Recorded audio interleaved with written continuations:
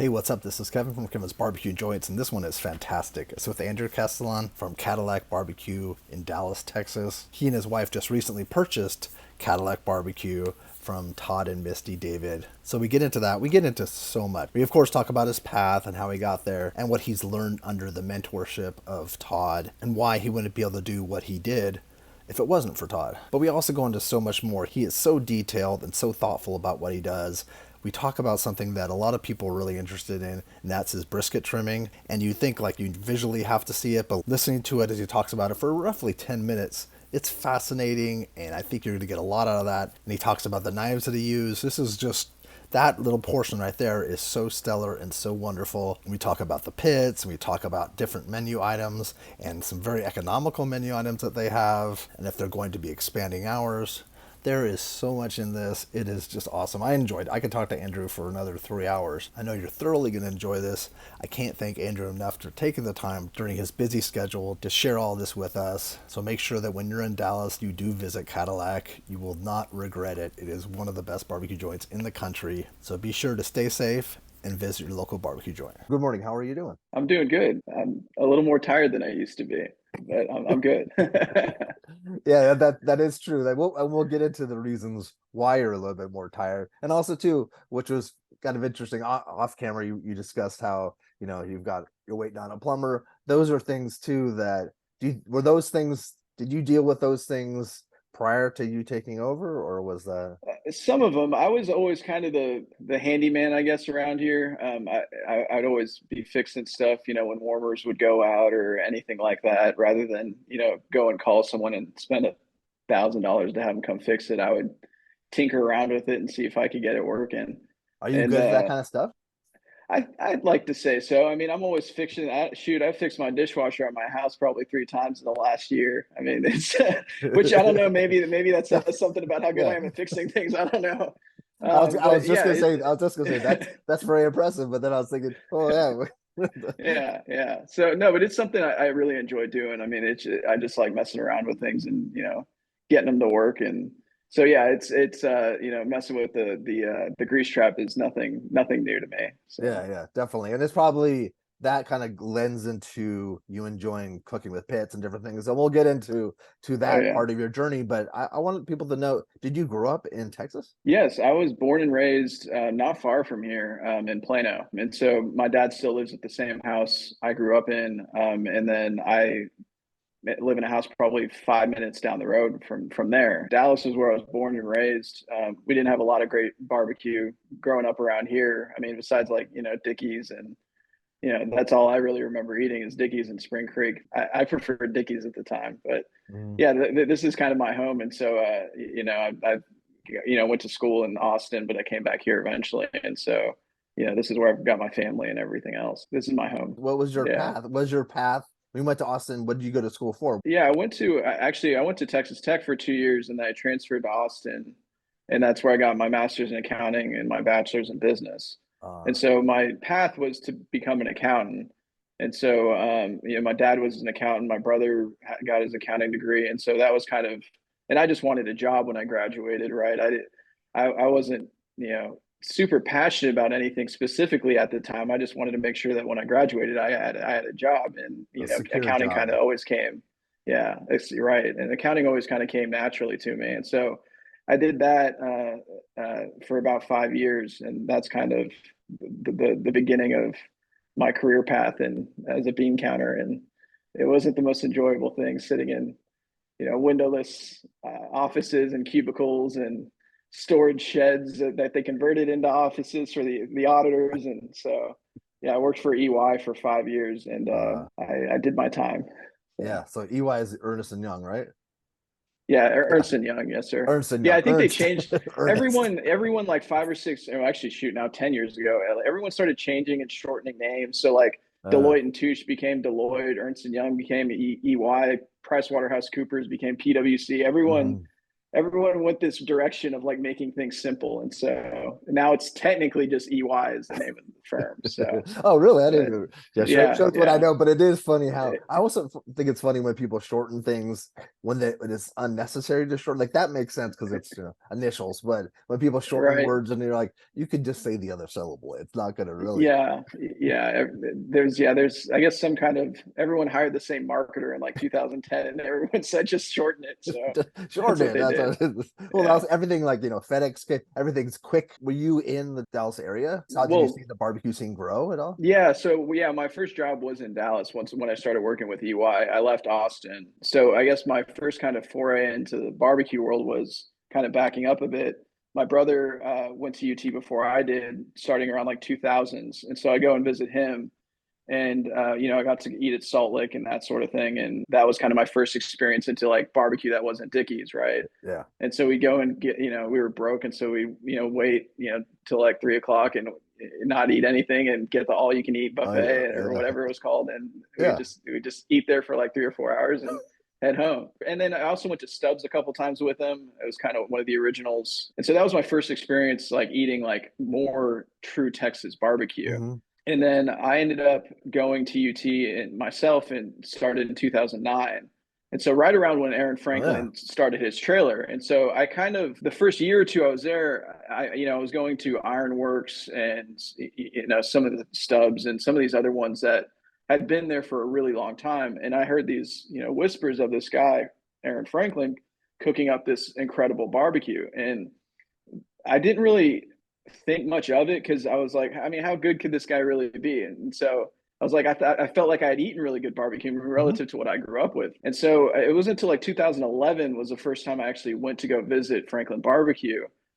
And he gave me that, the guys in line were passing out the burn ends, and I got a burn end, and I was just like, that was like that, like the sugar cookie that Daniel Vaughn talks about. That it just blew my mind. I was like, how what did I just eat? Like like completely. Uh, That was my moment. Everyone talks about their moment in eating hmm. barbecue, and that was mine. Yeah, I went to the counter. I was like, I'll take 4 pounds of whatever the heck he just gave me. I was like, I don't even know what that was, Yeah. but just give it to me.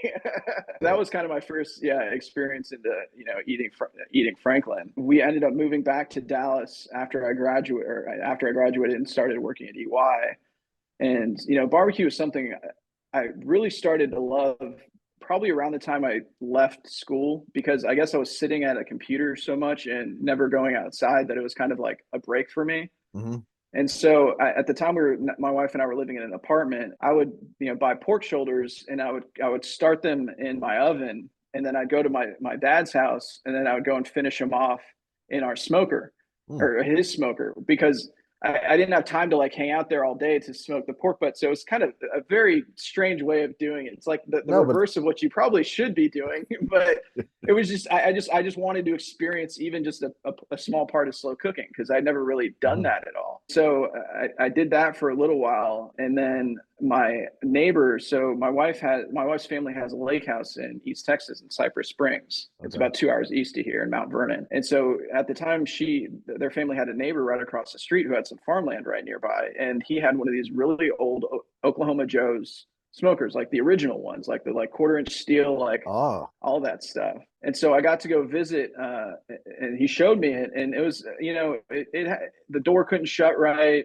It was a little rusty. I mean, it wasn't pitted or rusted out or anything, but at the time I didn't had the know-how or the money to get that fixed. And so he was just a really nice guy. And so we left, and then about a week or two later, my mom passed away, and this was in 2014. oh, I'm sorry.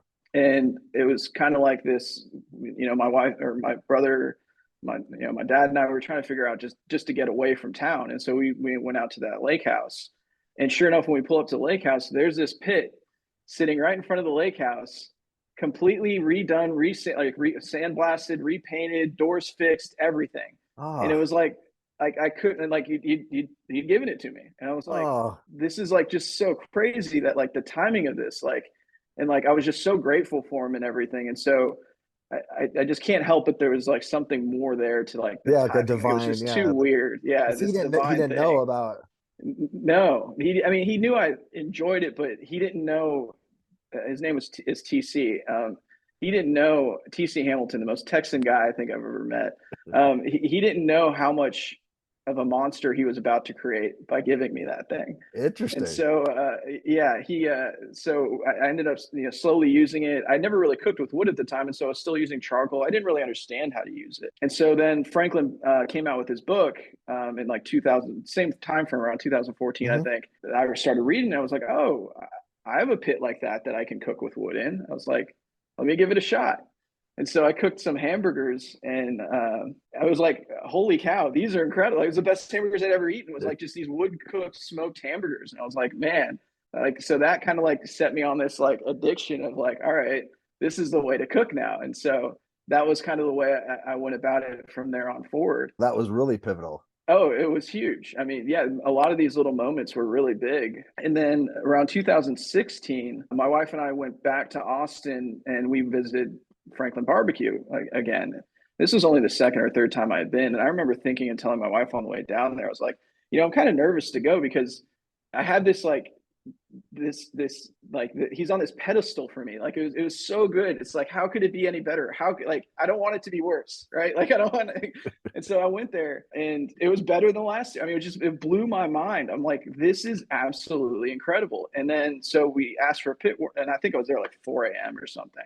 And so I asked for a pit room tour after we ate, and sure enough, Aaron Franklin comes walking through the door, and there's that movie Sandlot where you have Benny the Jet Rodriguez and like Babe Ruth comes through the door. It's like that's what it felt like for me. It was like I can't believe he's here. Like, and he was the nicest guy.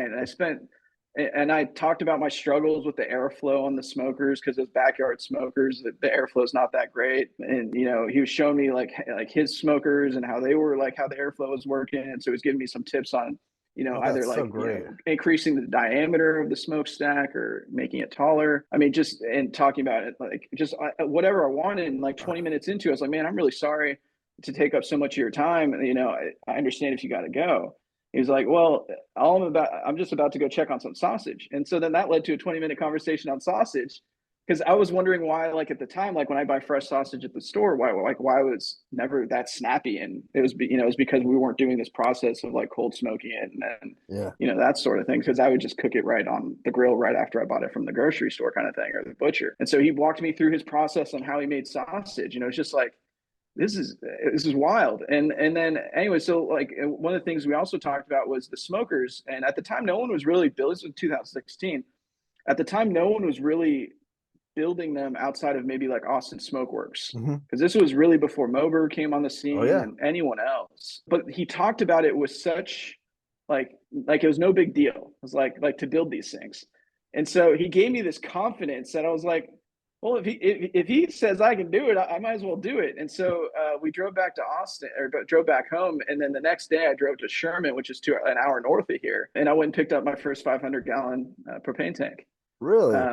And over the course of 6 weekends, I built my first smoker in my garage. And we had an HOA at the time, and the HOA wasn't too thrilled about that. No. We did the most natural thing to do, which was sell the house.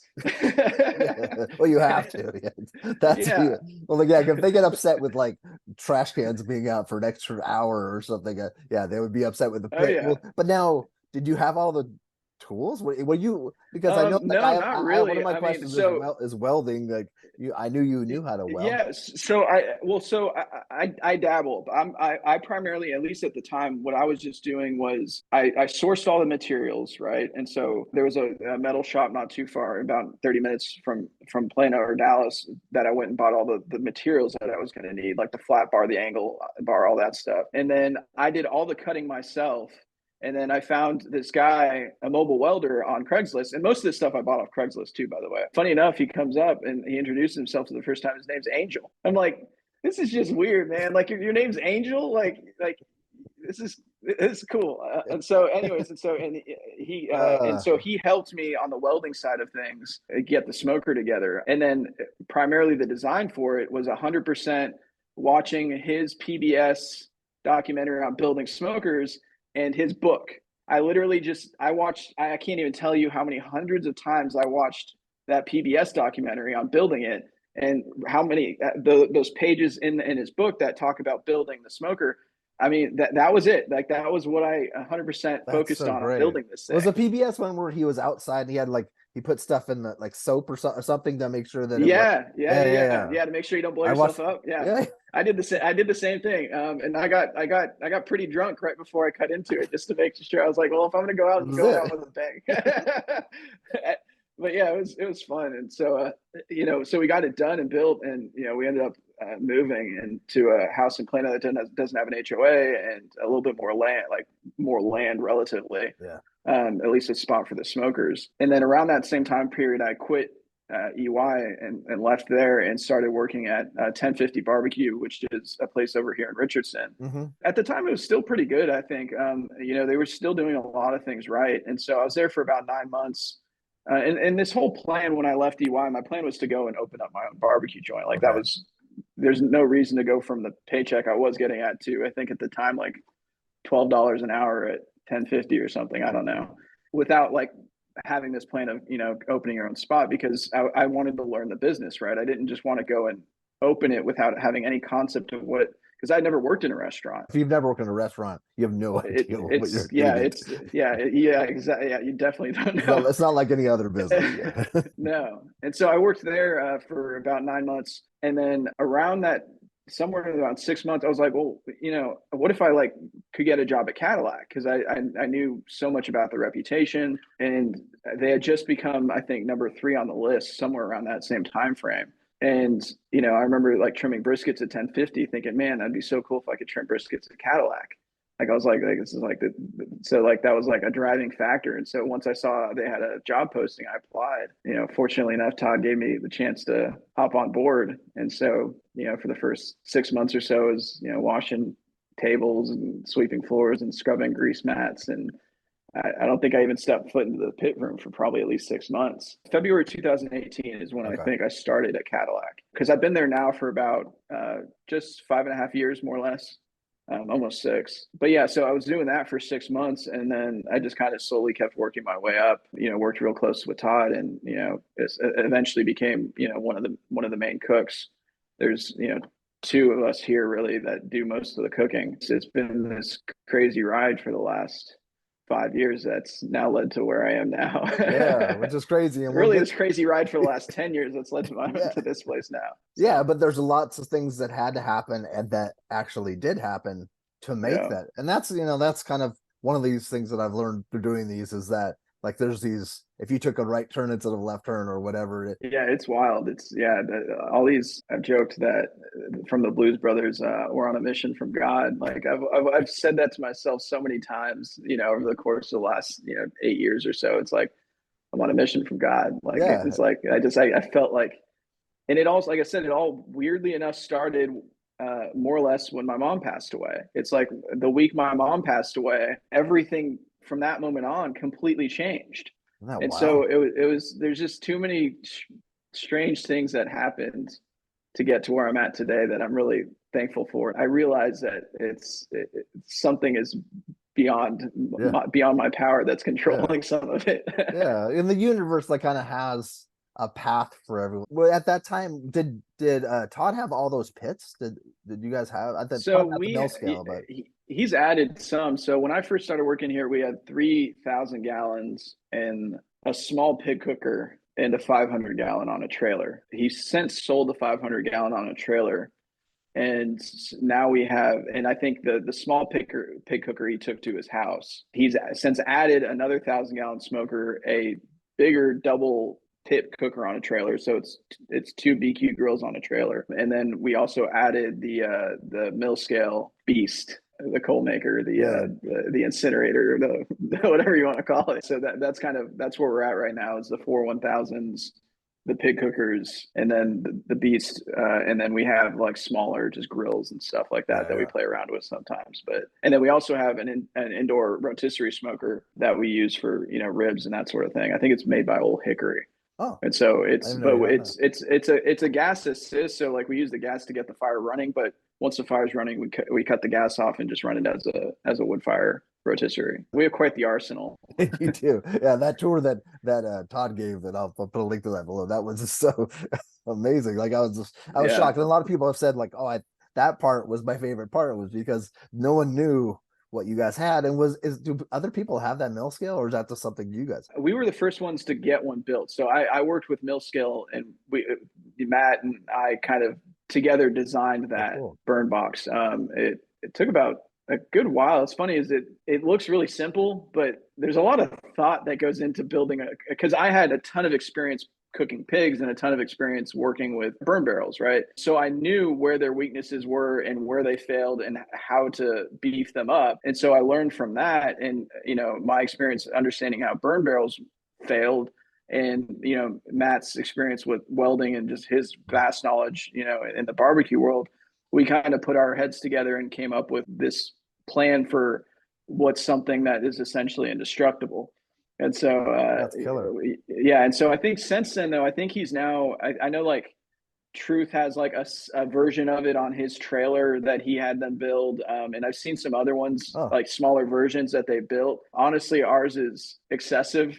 And so that's probably why they made them smaller. yeah, but it's cool though. It's so But amazing. yeah, you could burn a lot of coals on ours. It's held up incredibly well. I mean, they built a heck of a smoker. So And you're using that for your pig, right? For cooking the hog. yeah, right. Yeah. So we do anything direct cook. So when we do pork steaks, whole hog, the jerk chicken specials that we do, anything like that, we'll use the beast to create the coals for that. That's killer. Actually saved us money because we're now when you run a burn barrel, right, it's just burning and burning and burning, and you can't really control the rate at which it burns.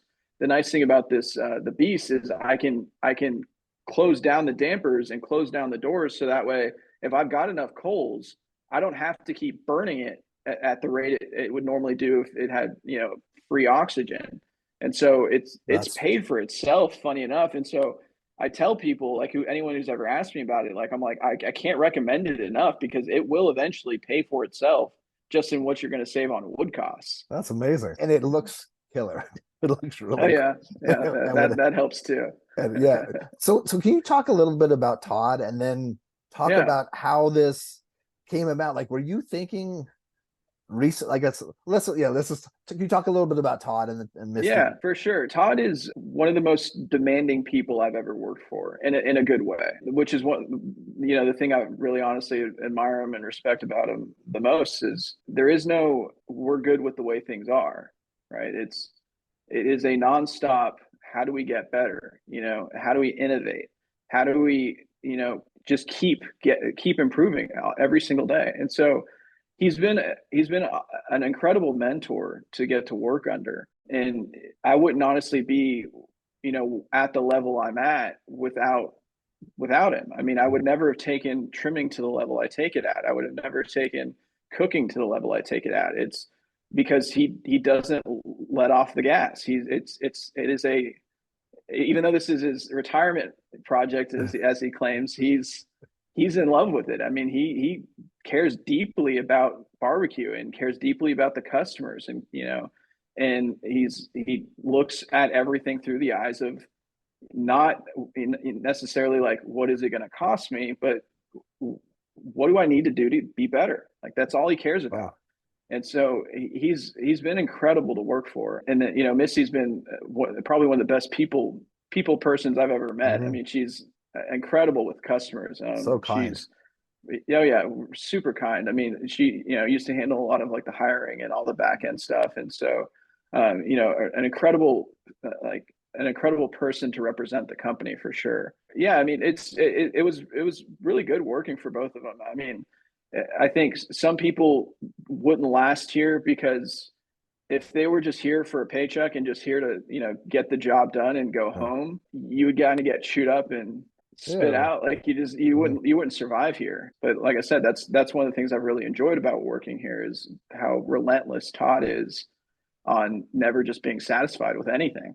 Wow. And I learned a ton from him on how to run a good business, and how important it is keeping good notes on things, and just being really aware of everything that's going on. And he's really helped me this transition become much more seamless than it ever could have been, because I learned so much from him just by working together with him over the last several years. about how he prioritizes things and how he operates a really good business. And so, I mean, there's no question about it. He's, in my opinion, one of the best business people I've ever met.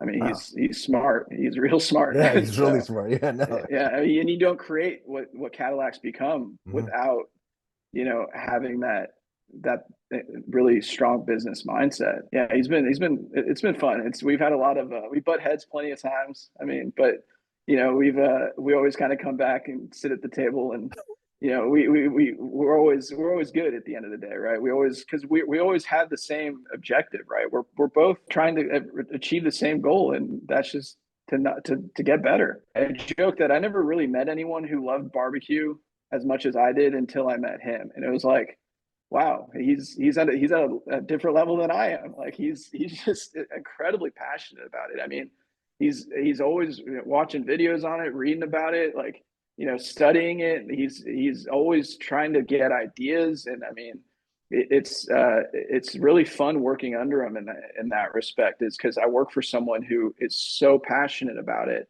and it's not like this is just like a business firm and he doesn't really care at this. Like, he is so involved and loves this so much that it's really cool to be with someone like that and be a part of that kind of a team. Because a lot of places out there, I mean, not so much in the barbecue world. In the barbecue world, you get a lot of, like, the owners who are still very involved in it, Yeah.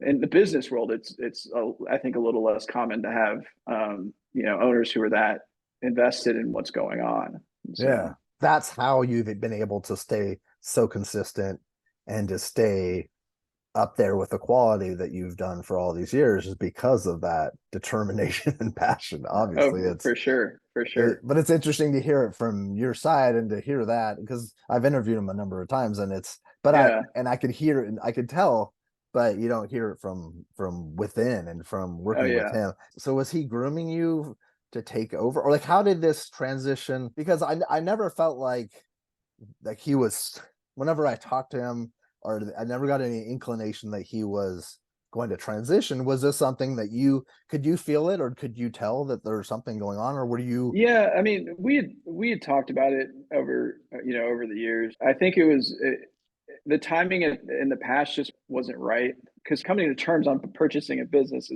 is hard, right? Yeah. I think it kind of finally came down to, we had talked about in the past, like me buying percentages of it, or that sort of thing, or working my way up into owning it all. But I guess I was always in the boat that unless I could purchase the whole thing outright, I wasn't as interested as just buying a percentage of it, right? Especially if I wasn't a majority owner. But even then, I think barbecue joints like this, and this is just my own personal opinion, I think they can run more efficiently if there's one person in charge, right? And so That makes sense. it's harder to, I think, come to, like, unanimous decisions on things when you have one guy who's got one opinion, another guy. And so it's easier when all the decision making, even though it's a collaborative team effort, right? It comes down to a single individual making that choice, Mhm. right? And so we just finally, I think, came to the two of us, as the years had gone on, we finally ironed something out that we both could agree to. And so once we both came to terms with what we wanted, and we were in agreement, I mean, we knocked the whole thing out probably in a month and a half or less. And so it was, because I mean, it's high level, right? Just trying to get to the terms that you want. Yeah. But once you get there, then you just got to deal with the lawyers who you want to deal with them as little as possible. Yeah, And but so, and so we just knocked that. I mean, like I said, we knocked it out once we kind of came to terms in about a month and a half from beginning to end. If you were to ask me 6 months ago, would I be where I'm at right now? I would have said absolutely not. But oh, that's it's interesting. just the timing kind of worked out to where, we were both ready to pull the trigger. And so, yeah, I'm incredibly grateful for the opportunity, and the fact that he'd give me this shot, right? I still can't even honestly believe it. Like, I struggle every day comprehending how I'm where I'm at right now. That It's you own it's Cadillac so cool. Barbecue. Yeah, It's I wild. say that and I'm just like, no, I don't. Like, yeah, I do. And so it's weird.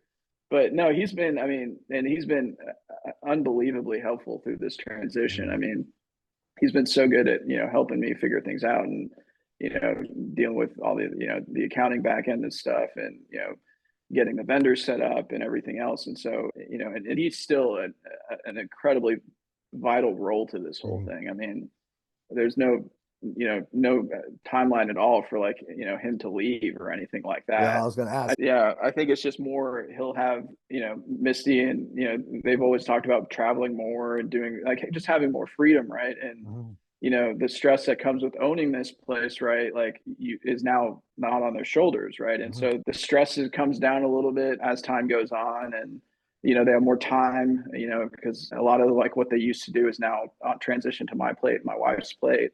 And so it just works out for the best for both of us, because this is something I've always wanted, and he's kind of to that point where he doesn't necessarily want to run the day-to-day operations of the business. He'd rather spend time like playing around with a new recipe or that sort of thing. And so it gives him a lot of free time, spend more time on the creative side, right? Which is really cool, because that's where one of the places he really shines at is creating things and creating recipes and creating new ideas. And so him being able to focus on that, I think, is really going to help us going forward too. What were these discussions with your wife, and how does she feel about all this? Absolutely nothing, none of this ever happens without her. I mean, she's been, the biggest supporter. I mean, I would have never left EY without her approval and like her, support behind me, Mm. and so I feel like it takes, I mean, yeah, it's unbelievable that to have someone like that in your corner to No, it's support you nice to through this have whole that. process. Yeah. Yeah. But yeah, she knew since day one, right? Like this was the goal. This was my goal was to open up my own Your place own place, yeah. originally, but God has different plans, sometimes than you have. And so she knew though that the end goal though was to own a barbecue restaurant. And so as these discussions kind of progressed, she was right on board with me. I mean, she was 100% had my back, and she's just been incredible. Like, I mean, just the biggest support I could ever have. And so I love her to death, and I'm glad Yeah, that's I glad I have her in my corner. So I'm so happy you do. And it's also funny too, because you say, it's weird that you can tell yourself that you're the owner of Cattleack Barbecue, but also she can now she's the owner of Cattleack Barbecue too. So it's yeah, like yeah, it must yeah. be an odd, like it's a who knew that this path would be the path that you guys. Yeah, she probably has a harder time saying it than I do, but we both have a hard time saying it. Yeah, in a couple I years still it'll tell be. people I work at Cattleack Barbecue. I don't. To me, it just sounds weird to say I own it. It's like, no, I work there. That's It's not crazy. untrue. It is not untrue. I want to talk about kind of because we've kind of off when we were writing each other talked about potential hours, and I've like even read things that things might Yeah. be tweaked a little bit. But there's one thing I need to talk about before I forget, and it is your brisket trimming and how it's become like a thing. It's become like more than it's like. How did that start, and what's the psychology behind it, or what's the I guess not thermodynamic dynamic, I guess thermodynamics, but Yeah. what's the reasoning behind all this? I would say I have an obsession in a lot of things barbecue related. It started with watching Franklin videos. I think there was one with him at like Texas A&M trimming a brisket or something that he came out with years ago. And Aaron Franklin has such a technical mind. Like I mean, listening to the guy talk for 10 minutes, you realize how the guy is a smart guy. Mm-hmm. And so I really picked up on like how there's a thought behind everything he does. And so when I first started trimming briskets, obviously like anyone went on YouTube and tried to figure out how to do it. And that was one at the time, like I said, there's so much more information out there now. But at the time, I mean, really, Franklin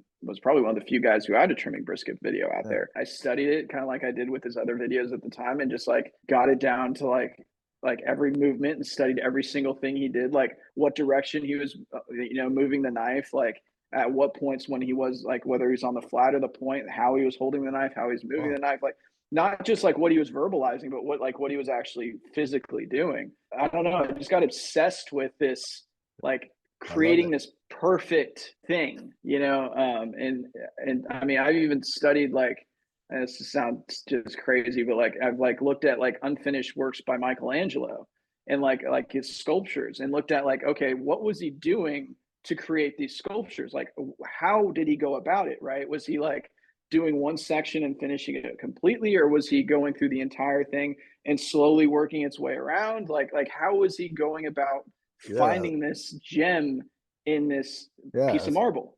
And it's not too different, right? I mean, it kind of like I learned like okay, this is the technique he kind of implied. And so, used. And so it's like, okay, so how do I kind of use some of that when I'm trimming the briskets? And so it's just something I've always, I don't know why. It's like, I wanted to just it's kind of like with Todd. It's like, I wanted to keep pushing it and pushing it and pushing it until like I realized one day, I was like, man, these are pretty good. And so then I was like, all right, well, I guess I'll start putting some on, Instagram or whatever, because I hadn't for the longest time. And then I got, quite a reception from people. I was like, oh man, I didn't realize this many people appreciated a good trimmed brisket.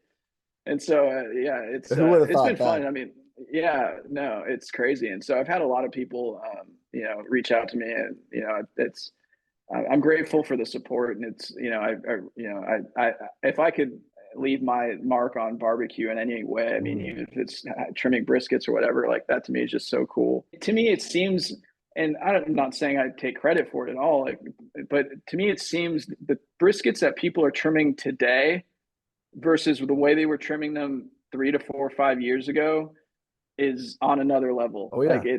as a whole, they're taking it to a different level. And so if I had even a tiny small part in that, that's just kind of cool to be able to say. So It's so is the reason it's not it's aesthetic, but is it also yeah, for airflow? Is it a yeah, perfect shape for airflow or yeah, 100%. I mean, because these are getting put on these 1,000-gallon offset smokers with massive convection and airflow going over them.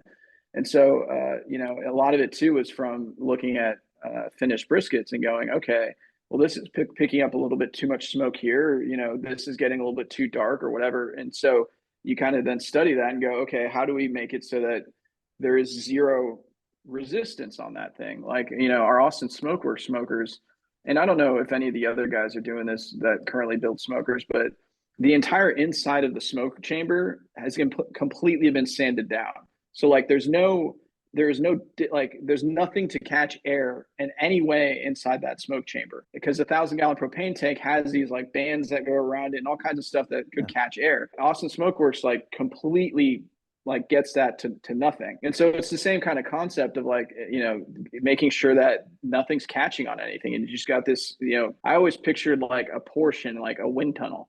Like, I don't know why, because a Porsche, like a 911 Porsche, it kind of like in a very like loose way resembles a brisket to me, because you have this big fat back end and like Oh the yeah. nose that comes down. And so like I envision like this like perfectly aerodynamic car like going through this wind tunnel. And so yeah, there's definitely that science behind it. And so you probably don't need to take it to the level that I take it at to like get a really great brisket, but I just kind of kept focusing on it and doing the best I possibly could. So now, I mean, that's just the way I trim a brisket. There's no, I don't trim it any other way. And so, And it doesn't take you any longer just because it's just something you've been doing and doing and doing. Right? no, exactly. I focused on the process for so long that, I mean, I can knock out a brisket in 2 to 3 minutes. That's So, I awesome. mean, and so we can put them out quick. I mean, shoot, when I first started, I was probably taking half an hour. I mean, Of course, yeah. so, And you were nervous and you want to, yeah, like it's interesting. I've watched so many videos of different guys trimming briskets, and do you have a video or any you kind of thing know, on Instagram or that is anything? that is the question I've been asked more than anything else. I have yet to put one out, largely because I haven't had the chance to like because to do it right, honestly, would be like a 3-part mini series, honestly, because I could Yeah. talk about trimming briskets and the logic behind the way I do things, as far as the type of knife I use, like the way I sharpen it, like how I sharpen it, the briskets, as far as what direction am I angling the knife on different parts of the brisket, right? Whether it's a left or right side brisket, how my knife angle change. Like there's so many things Uh that I can't just give you a 30-minute little quick YouTube like Franklin does, and like because to me it's not showing you really everything I actually know. And so people think it's like I'm trying to like hide secrets or whatever, and it's really not it at all. It's more I haven't had the time or yeah, that takes a lot. That's a the way to humbling do. type of, yeah. Yeah, right.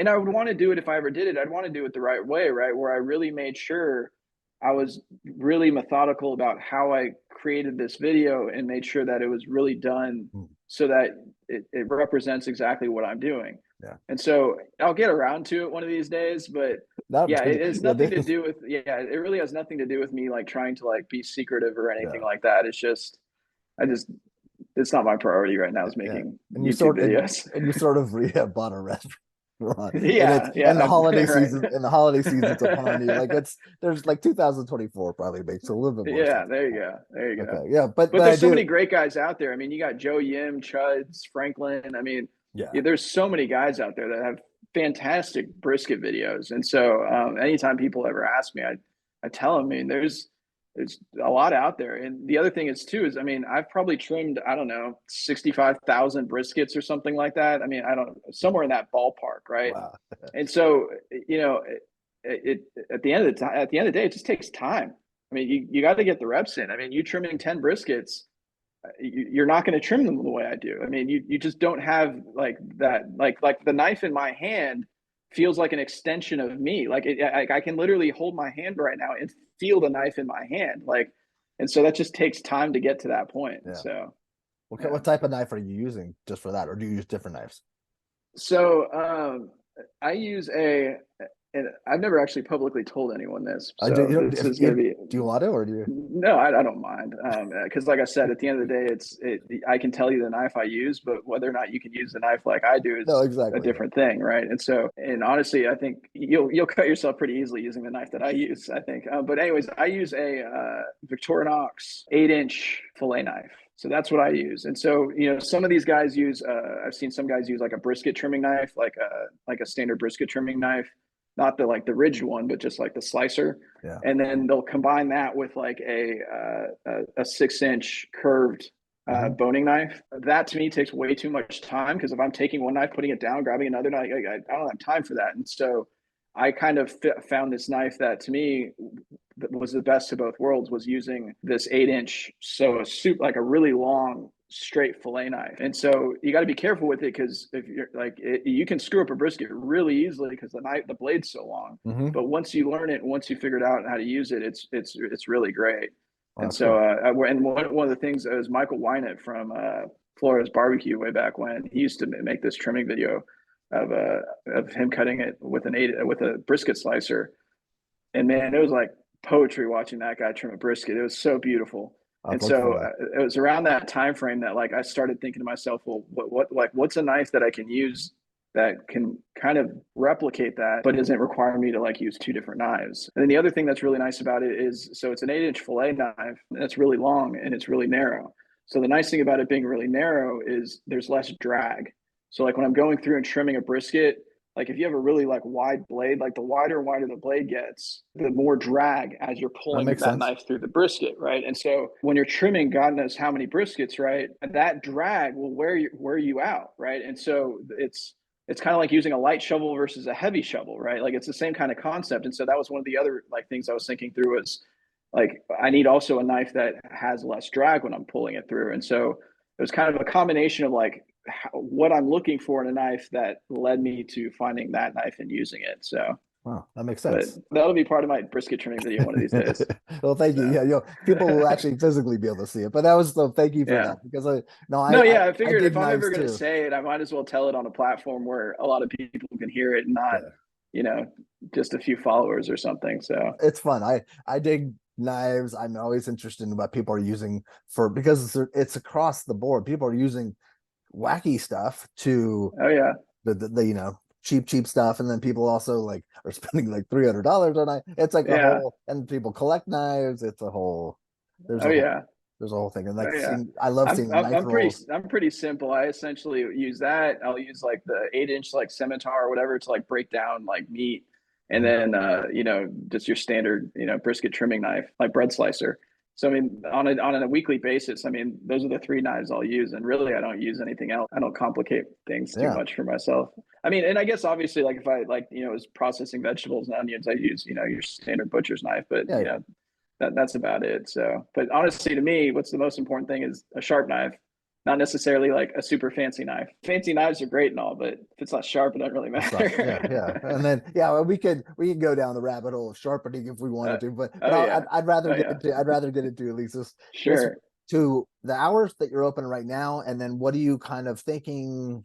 What's are things going to change a little bit? Yes, they are going to change. My goal is November. I haven't 100% decided on what that schedule is going to look like. I thought I did, but now I'm kind of questioning it and thinking about another type of schedule. But Thursday, Fridays, first Saturday of the month will always be there. That's not at all a question. What I'm currently debating, and I guess I mean I can just say it because it'll be fun to look back at later, Yeah. is I'm currently debating whether or not to open up Wednesday, Thursday, Friday, and the first Saturday of the month, or open up Thursday, Friday, and every Saturday. The reason my hesitation on opening every Saturday is we're in a business district. Our Thursday, Fridays are really good days for us because there's so many people traveling for business and going out to business lunches or whatever, right? Yeah. So Wednesdays, we would do really well for us, right? Where Saturdays, since we're in this kind of a business park, right? People know and have known forever, right? We're first Saturday of the month. That's when Cadillacs open. How well that will do because no longer exposing us. The business crowd's gone, right? They're at home, Yeah. right? So now you're only dealing with people who are willing to make a plan and come and eat at Cadillac, right? Because we're not on a busy street where people don't drive by and see us. Like you have to know we're here and you have to know we're open to come eat here. Mm-hmm. As logical as every Saturday sounds, I just can't help but think the customers that we serve day in and day out, right, and who I think we should prioritize are the people who live and work in the area, right? And they're more likely to come on a Wednesday than they are probably on a Saturday. Anyways, this is all yet to be officially determined, but yeah, that could potentially be the thing where we're open Wednesday, Thursday, Friday, and the first Saturday of the month, or Thursday, Friday, every Saturday. I just haven't committed to that yet, so I'm It's trying to so chances are trying to figure it out. one more day, but Yeah. Oh where yeah, it kind yeah, of for sure. We'll falls. get there. Yeah. So long answer to your question. We're gonna open more. It's just what that looks like. Okay. Right now on Thursday and Friday, because I haven't heard in a little while, are you guys selling out or is it more like, because I know of people that have come in a little later in the afternoon and got a pretty good selection of food. Is that still the case? Yeah, Thursday, Fridays. I mean, we almost always have brisket, sausage, and ribs until close because there's no reason for us not to because we do pre-orders and a vast majority of our pre-orders and it's bulk pre-orders, so a whole brisket, sausage, or several sausage links, a whole rack of ribs, stuff like that. And a lot of those people want them chilled, right? Because they're not going to eat them until several days later or whatever, right? And so we do a fair number of business through those cold pre-orders. And so there's really no reason for us to really ever sell out because we're going to get rid of that stuff one way or the other through pre-order, right? Because if we don't have it in stock, then we're just taking it off the pit and then putting it in the fridge and chilling it. And because they can get it warm if they want to, but a lot of people surprisingly want chilled meat for pre-orders. So Camping yeah, or so for I think it's just like most people are a lot of the people I found are getting it and eating it like later that evening, right? Or the next day, or a football party the next day or something like okay. that. And so rather than buying it warm and then chilling it themselves, right, we'll sell it to them back sealed. And typically it's not frozen or anything. It's just from that week before that we've just vac sealed and gotten ready for those pre-orders. I try to let people know and get them to realize like, yeah, we'll be out of specials, we'll be out of some of the items, but you're still going to get a good meal if you come in at 130, 145 or whatever. Shoot, insider tip is people come in at like 150. Mm-hmm. There's literally zero people in line, and we still have a good majority of our meats. We're not trying to sell out on people.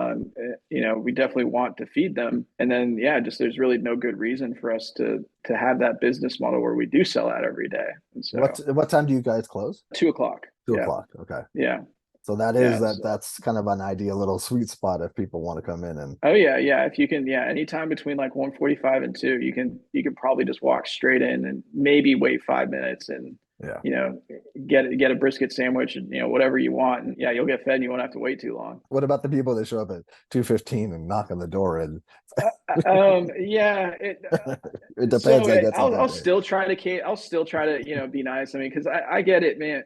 People they come from a lot of these guys. They come from a long ways away. I mean, the guy might have Yeah. came from Fort Worth and got stuck in traffic and 15 minutes late. Like, I'm not gonna tell the guy like, no, go away. Like, I'm not Yeah. selling like gonna give you a sandwich or whatever. And usually by like 2:15, 2:30, usually people they're not coming anymore. occasionally we'll get this random person at like 3 o'clock going, "Hey, y'all open still?" Like, no, we've been closed for an hour. Yeah, but that happens at every restaurant. Yeah. But no, we do our best to, take care of people. And, at the end of the day, I get people are, they're spending their hard-earned money, and they're taking time out of their day to come eat here. And so I want to do the best I can by them. Do you have whole hog every day? So right now we're doing it every Saturday. Just on We this the Yeah, Saturday. just first Saturday of the month. Yes, Okay. sir. We were doing it every day for a little while there, but pig prices got to be out of hand. We were paying $1.99 a pound for fresh pig. Now we're paying anywhere between $4.99 and $5.99 a pound. And so, That's a little bit of a jump. oh, and you Oh, don't get a huge yield on these pigs, right? I mean, the bigger the pig, the better the yield, right? So 80, 90 pound, 120 pound pig, your yield's terrible because there's so many bones. 150 pounds, obviously better. And then your sweet spot's probably in like that 190 to like 210-ish range, okay. because you'll get the most meat. Your yield percentage will be the highest in that range. Problem is, you're now cooking a 210-pound pig, right? And so Yeah. you better have a lot of people to sell that much meat to, Yeah. because you'll yield maybe around 40-ish% on a pig, Okay. a little higher than that, like on a good sized pig. And so, yeah, I mean, once you factor in these crazy inflated prices, and then that you're only getting a 40% yield, and then you factor in the wood costs and everything else. I mean, we were still doing it even at these higher prices for a little while, and then it was just like, at one point it was literally costing us money to cook a pig. And it was like, Makes sense. we've never done it to make money. I mean, you're never, like, people say like, "Oh, whole hog's not big in Texas," or whatever. It's like, and maybe other parts of Texas are better, like South Texas or whatever. But in this area, like, there's a reason why no one does it. I mean, number one, people, it's all about beef here, right? People want Yeah. beef. Number two, you could not operate a successful business restaurant in Texas, a barbecue restaurant in Texas, cooking just pig. Hmm. There's no chance. You can't make enough money doing that. Yeah. Anyway, so we still do it because we love to do it. I mean, it's so. I mean, I love cooking whole Yeah. hogs. It is a blast. So I think that's kind of the plan going forward, is keep doing it that first Saturday of the month. The other thing is too, is we only buy fresh pigs. We won't buy frozen. We've done too many frozen pigs, and it doesn't come out the way we want it to. So we strictly focus on fresh pigs, which is another, layer that's harder to Yeah. overcome, and something that drives up prices, right? Because fresh pigs are usually more than some guys got a frozen one in their fridge, right, for a month or two. We'll keep doing it, and just because we love to do it. But and it's kind of this special thing, like I said, that we'll keep doing on that first Saturday. But yeah, I'd love to do it more. It doesn't make any sense from a money standpoint. So maybe down the road, if things change Oh yeah. economically, but yeah, that's Yeah, I would absolutely love doing it every day we're open, again. But and like I said, hopefully we can get there one of these days. But yeah, just with the prices the way they are, not anytime soon. because we could go dot by dot by dot on your menu, but people can go look online and they can see photos. But is Sure. it bologna, or did you do like is it is Yeah, it we make a is that yeah we something you make our guys own wagyu bologna. We used to do it as a special, but now we do it every single day we're open. that looks so good? It is phenomenal. I mean, it's the best bologna you'll ever eat. And so we were having excess brisket trim that we were putting into the freezer for a little while there. And so we just started saying, okay, well, let's just do the bologna as a special, like, every day. And it's funny, is the first few weeks that you do something like that, it doesn't really catch on, but then Mhm. eventually it's just like everyone just starts ordering it. And so we do bologna every single day we're open now, and we sell a ton of bologna. As That's crazy awesome. as that is, because it's like this fun nostalgic thing that people So grew up eating, nostalgic, and then yeah. once people eat it, they're like, this is incredible, and we're not, it's not terribly, I mean, for as far as meat prices go, I mean, it's probably one of the cheapest things we sell. Actually, it probably is the cheapest thing we sell. Wow. So I mean, you can buy a pound of bologna for, I don't know, it's like $18 or something like that. Yeah. And shoot, that'll feed you for a couple days. And Yeah. so and then we make our own homemade mustard sauce for it. I mean, we have a Oh, mustard barbecue sauce, but we also make our own homemade mustard. And man, you put that on a bologna oh, sandwich, and oh. and I think the bologna sandwich is like, I don't know, $6-7. I forget what it is on our menu. And so, you can come in and get a good meal here for, I mean, very reasonable price. Yeah. Because and that's one thing we've tried to focus on is, I mean, the price. I mean, shoot, my brisket prices just went up this week, and the prices of everything it's nonstop increasing. But and we're definitely cognizant about that, and so we do have a few things on the menu like the sausage sandwich, bologna sandwich, the whole hog sandwich, like a few things on our menu where you can come in if you're like focusing on money, right? And $20 you can leave here with a really good meal. And And so, but that's huge. if you want to splurge, we'll take Yeah, care of that too. yeah, you can do it. Go the other route too. But that is nice to know because you have people, like you said, workers in the area, people in the area, Oh and if they yeah, want to come in and get a meal, that's nice. That's nice for 20 for bucks. sure, for sure. The tequila sunrise pork belly ribs, has that always been on the menu?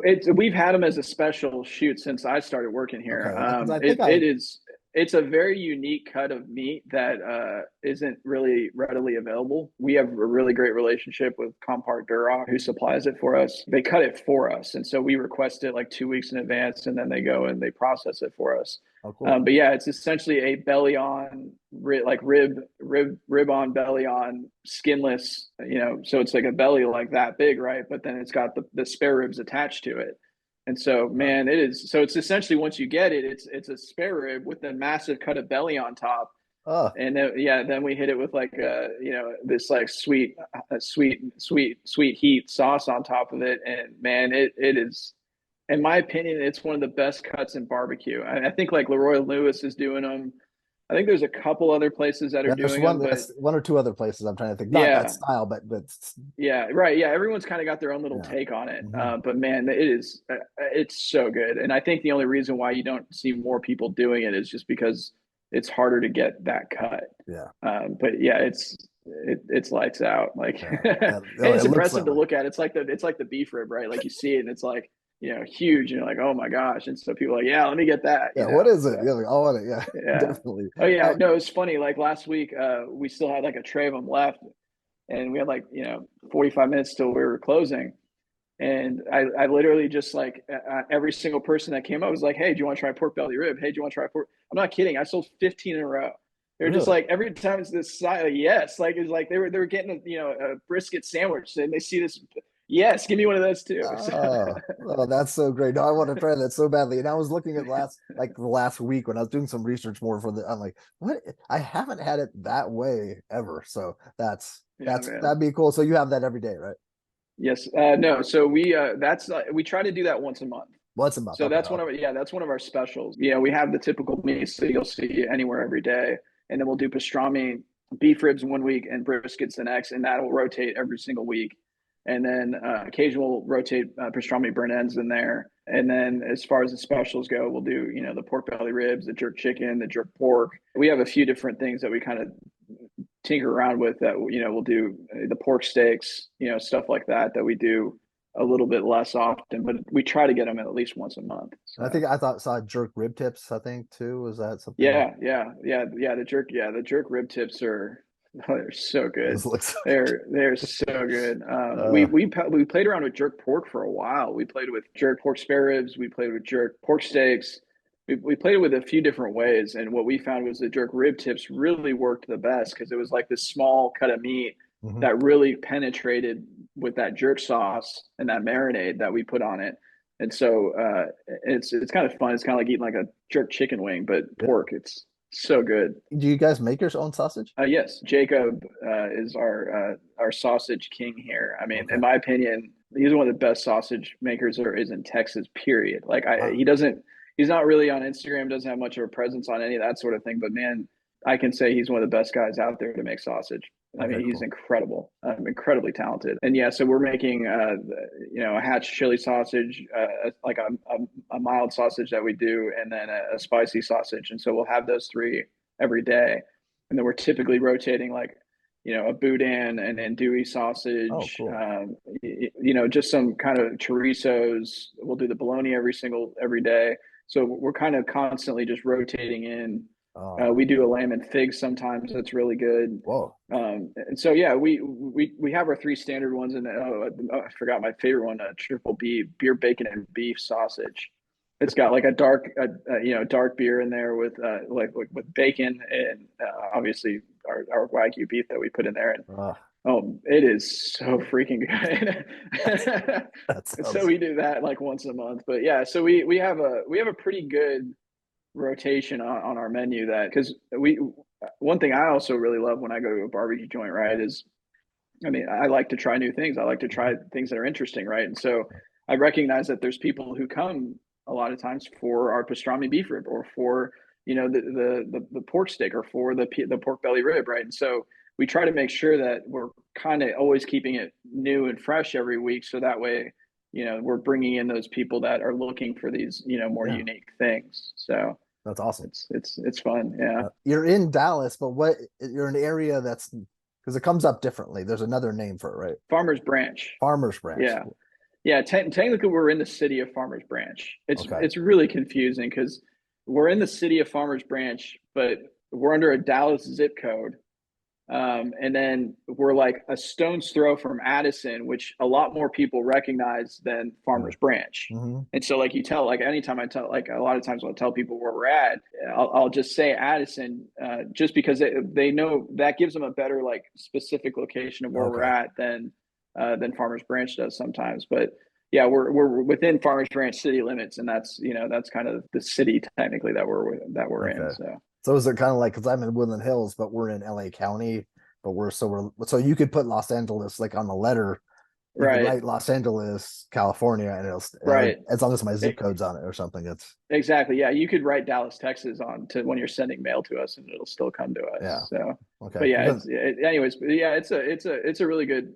Farmers Branch has been great with us. I mean, they've been real helpful, and we've been really good, great partners and relationships with them, and so it's really worked out. didn't Todd mention something about the picnic tables? Those the city helped like make sure that Yeah, made sense yeah, or yeah. something. We had that was really nice of them. Is during COVID, they set up a whole like gazebo with like picnic tables and everything. So we have probably another, I don't know, 30 to 40 seats outside Yeah. that we didn't have before. And like I said, they did that with a few restaurants during COVID to kind of help alleviate some of that, Nice. the fact that people didn't want to, eat inside Mm-hmm. or couldn't eat inside in at Yeah. some Yeah. points of it. Yeah, it's really been nice having them, in our corner and, helping us out any way they That can. So helps. It it's been helps a good lot. for sure. Is there anything? This has been just killer. Like I'm so happy. Number one, Yeah. there's like this has been chock full of so much information. It's just like that just makes me excited because I can't wait to edit it. Like Honestly, I think you've done a great job. I mean, I think I covered just about my whole life story up to this point. I've known you forever now. Yeah, right. But this is awesome. But I am so happy for you. When I heard the news, I was so happy because it just made sense to me. And I was happy for Todd too and for Misty because I felt like I know they like to travel. I know that and that's like even how they came up the name Cadillac was through traveling. That I think Right, there right. was a restaurant or something that was Yeah, yeah. I think it was like, yeah, cattle and then AC yeah. or something like that. And they kind of, yeah, messed. Yeah. But Yeah, yeah, so for sure. and like Cadillac is like the epitome of yeah, like everyone Oh calls it. yeah. Yeah, so there's that, and people could look at old interviews or read old stuff about that. But so I was happy for them. I was happy for you, and happy for you and your wife. And I can't wait for people to see how this grows too, because you seem like you want to stay creative and you want to push barbecue to its limits. So I'm excited. This is gonna be really cool, Andrew. For sure. Yeah, it's going to be a fun ride. It's just beginning. I really appreciate you taking the time to do this. I mean, it really means a lot. Just, Oh, it's thank you. it's fun just getting to tell my story, and it's you've interviewed some incredibly you know important people in the barbecue world, and it's cool to just be a part of this little Oh, club of the people that you've interviewed. And so I thank you for doing this. thank you. That means a lot, and you're definitely part of that club. And also too, it's interesting, like just because I didn't know how you tick, so I know a little bit more of how your mind works, and I'm fascinated by humans, and so this is so killer. This is really great. Well, have a great day. Say hi to Todd for me for sure. Yeah, for sure. Thanks, Kevin. Take All right, care. take care. Bye. All right, bye.